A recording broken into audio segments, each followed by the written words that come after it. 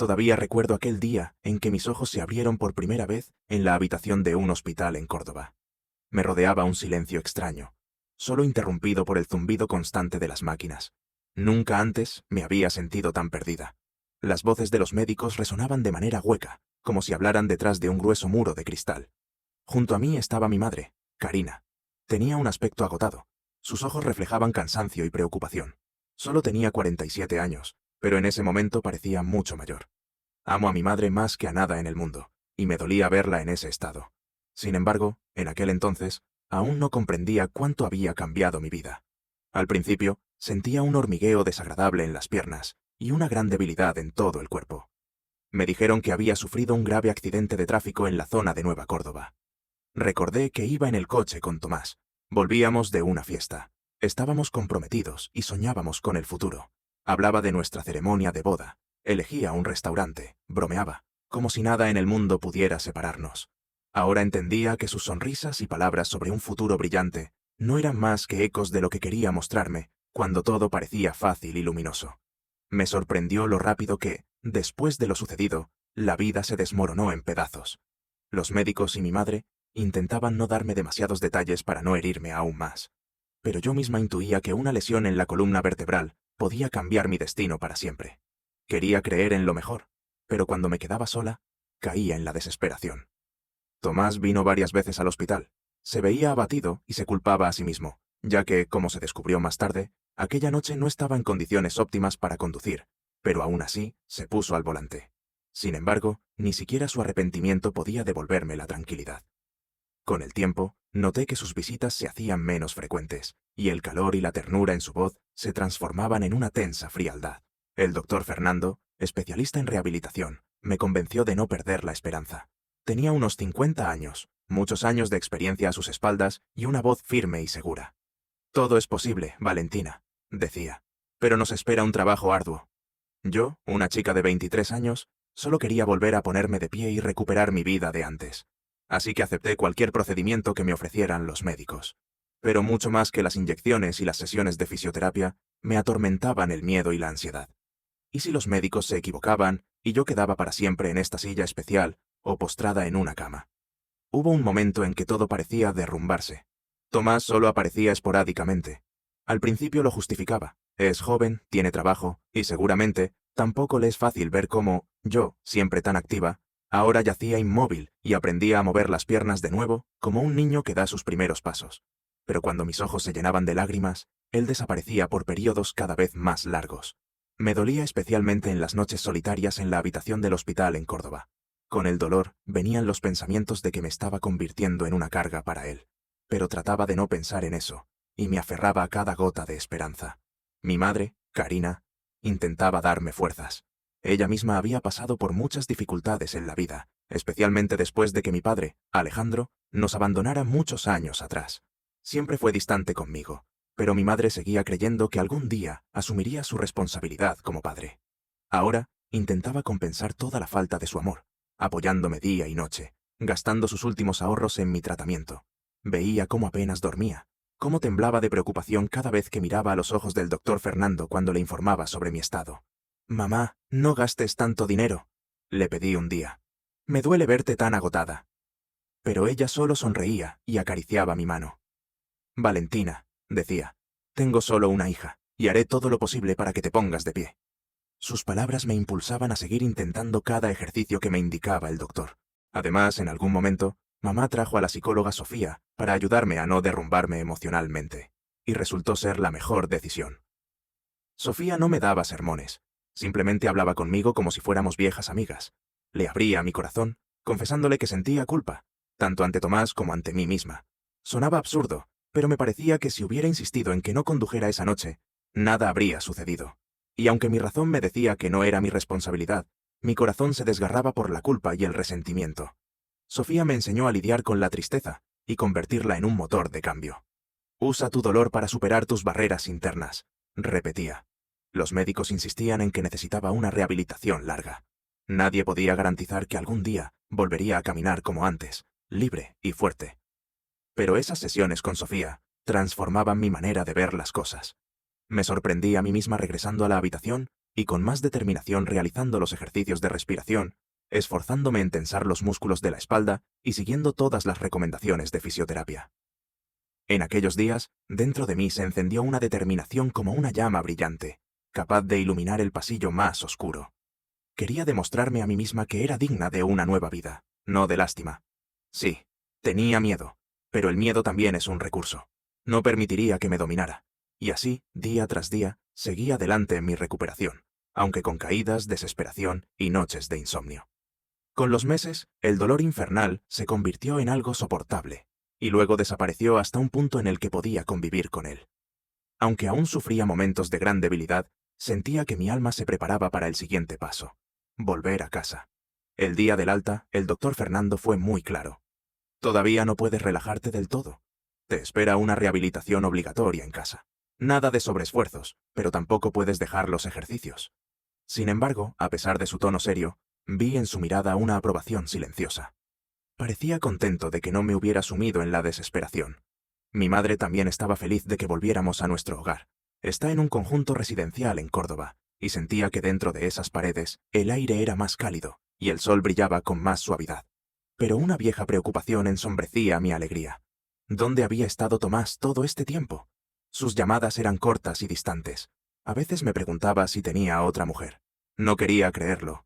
Me engañaba a mí misma diciéndome que preparaba una sorpresa para mí, que arreglaba todo para que pudiéramos volver a recibir juntos los amaneceres. Su visita decisiva ocurrió al final del invierno. Me dijo que vendría a verme. Tenía la esperanza de que trajera buenas noticias. Pero la conversación fue otra. Valentina, esto no va a funcionar. No estoy preparado para esta vida. Me duele verte sufrir, dijo con frialdad. En ese momento, todo se congeló dentro de mí. No sentí ira ni odio, solo un vacío terrible.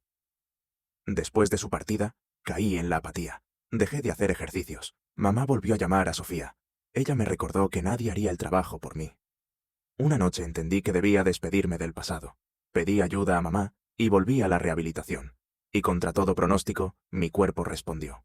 El doctor Fernando sonrió. Vamos en la dirección correcta. Será difícil, pero el éxito está cerca. Sus palabras encendieron en mí una felicidad que no sentía desde el accidente. Estaba lista para luchar por mi vida. Las semanas siguientes las dediqué a entrenamientos intensivos, masajes y consultas con Sofía. Sorprendentemente, empecé a sentir una especie de libertad interior, como si ya nada me atara al pasado. Antes, mis pensamientos estaban dominados por la esperanza de un futuro con Tomás y por la culpa que sentía hacia él. Pero ahora, por fin, podía respirar profundamente, a pesar del dolor y el cansancio diario. Poco después, ocurrió algo que me hizo ver el mundo con una sensación especial. Un día, de repente, apareció en casa mi padre, Alejandro. No lo había visto en casi 10 años. Se marchó de la familia cuando yo tenía solo 13 años, sin preocuparse demasiado por nuestras necesidades. Y ahora estaba en la puerta, con un aire de arrepentimiento y un manojo de llaves de coche en la mano. Yo estaba en la sala de estar, haciendo ejercicios para la espalda, cuando entró. La duda se mezcló con el resentimiento en mi alma. ¿Qué quiere después de tantos años de silencio? Resultó que había decidido apoyarme regalándome un coche. Sus explicaciones eran confusas. Hablaba de darse cuenta de sus errores, de que necesitaba un medio de transporte debido a mi estado y mi plan de rehabilitación. Mamá, por supuesto, lo recibió con frialdad, ya que ella había sido quien cargó con toda la responsabilidad de mi vida. Pero él, al parecer, pensó que al menos así podría compensar su ausencia. No sabía cómo reaccionar. Aceptar el regalo significaba dejarlo entrar nuevamente en mi vida, pero rechazarlo podría parecer que no le daba la oportunidad de demostrar su cambio. Al final, tomé las llaves. Y esa noche, por primera vez en mucho tiempo, sentí que tenía una perspectiva. Soñé con aprender a conducir, porque eso me daría una sensación de independencia. Sin embargo, quedaba la gran pregunta: ¿sería capaz psicológicamente de sentarme al volante? Aquel día fatídico, Tomás estaba a mi lado, y vi cómo su mal estado llevó a consecuencias trágicas. Al principio, la sola idea de la carretera me hacía temblar.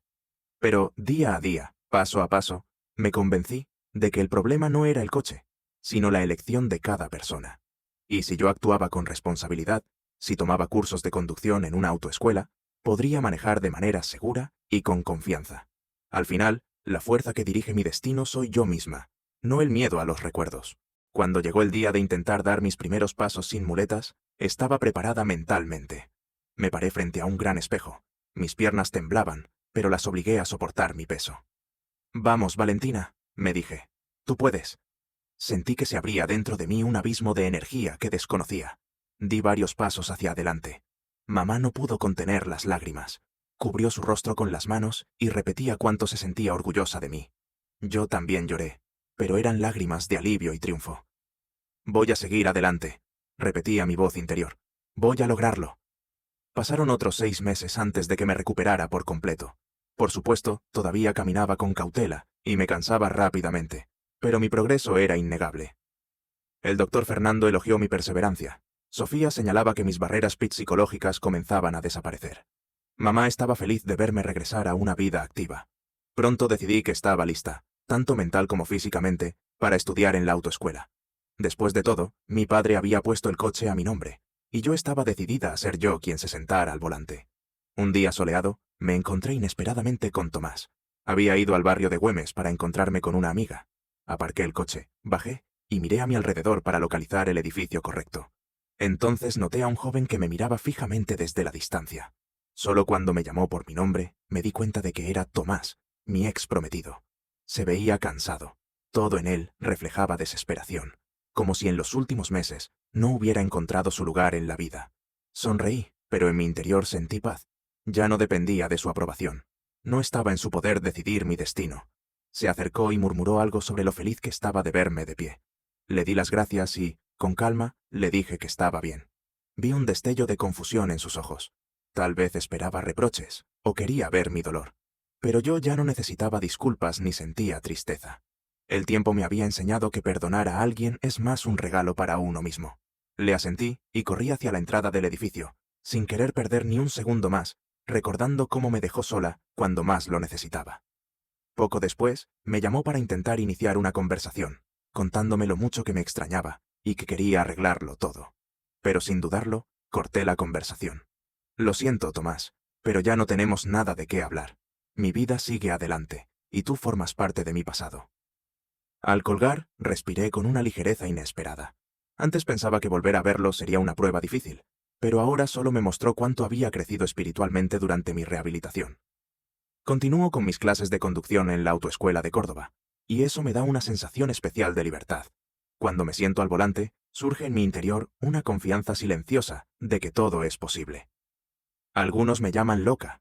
¿Cómo es posible que, después de un accidente tan grave y con lesiones, vuelva a conducir? Pero yo sé que si quieres vivir plenamente, debes aprender a mirar al miedo a los ojos. No renuncio a la prudencia, pero creo que la habilidad de conducir me ayuda a ser más independiente. Ahora, mamá y yo, recordamos a menudo aquel periodo en que estuve en el hospital de Córdoba, y parecía que el mundo se había dado vuelta para siempre. Hoy, cuando camino con pasos firmes por la calle, a veces incluso corriendo para atender mis asuntos y disfrutando del sol, comprendo que todo valió la pena. Aquello que casi me destruyó se convirtió en mi mayor fuente de fortaleza. Aprendí a amarme, a respetar mi camino y a valorar cada momento.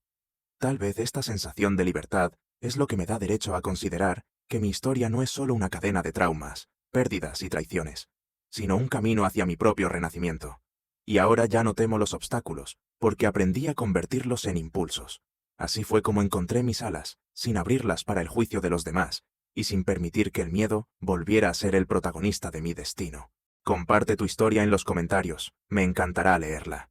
Si te ha gustado este video y quieres escuchar más historias reales llenas de emociones, lucha y decisiones difíciles, no olvides suscribirte y activar la campanilla para no perderte los próximos episodios.